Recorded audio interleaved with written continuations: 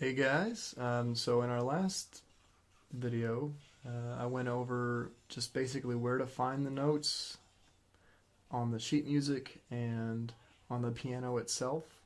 And so now I'm going to be going over sharps and flats and what they do to a note. So what you see here on this sheet music, remember that was G. What we see here too is a little symbol that looks kind of like a hashtag or like a number sign. That's a sharp. So these symbols are associated with different pieces based on the key that it's in.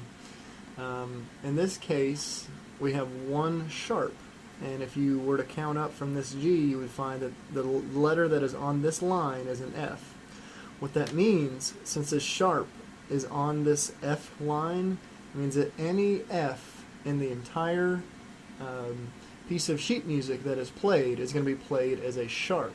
So whether it's this F, or this F, or that F, or that F, it's always going to be played sharp. Now you're probably asking, what is a sharp? What does that actually do?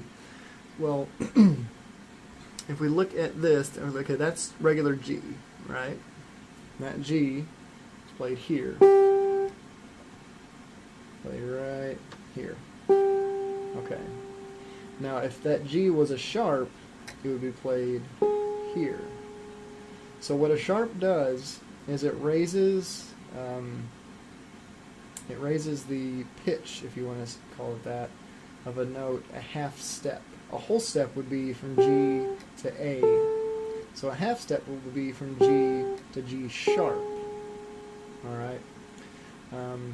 In this case, in this piece, F is sharp, so this would be F, and then F sharp would be a half step above it. Now it's interesting to note that a sharp doesn't always have to be a black key. This is E. E sharp is actually an F because it's a half step above it. A whole step above E would be that note. So E sharp is an F and B sharp is a C. And really all it does, it just comes down to however the artist chose to write the sheet music. As long as you're hitting the right note, it doesn't really matter.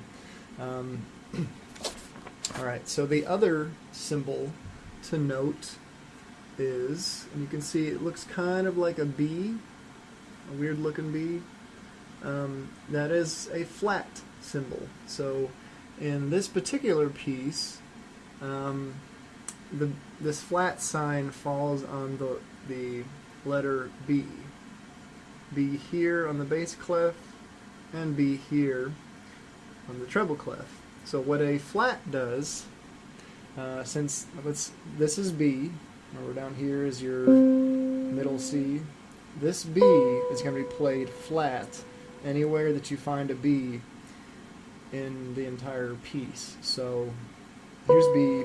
B flat goes down a half step. So B, B flat. And again, to note, flats aren't always black keys. C flat is going to be actually a B. F flat is actually going to be an E. But depending on the way that the sheet music was written, instead of writing it as E, they may write it as F flat or C flat. Sounds a little confusing, but it's not really, once you get the hang of it, it's not too bad. So sharps raise it a half note, flats take it down a half note, half step, half note. Yeah. If you have any questions about that, let me know. And it's also important to note that when there are flats or sharps, there's also a sign that indicates that a note should be played like regular, not with a sharp. So this little symbol here that's to the left of this note, that symbol indicates that the note should be played regularly. So if that was a B, we would just play a B. We would not play B flat. In some cases, you will find just individual notes will have a sharp or a flat written in front of them. In that case, for that measure right there, and you can see that sheet music is split up into measures by these bars.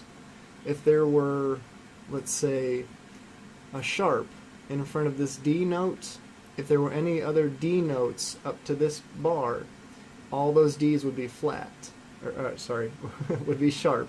All those notes would be sharp until you saw this symbol, in which case it would go back to like a regular D. So if you have any questions, just let me know and I'll shoot you back a good video on it.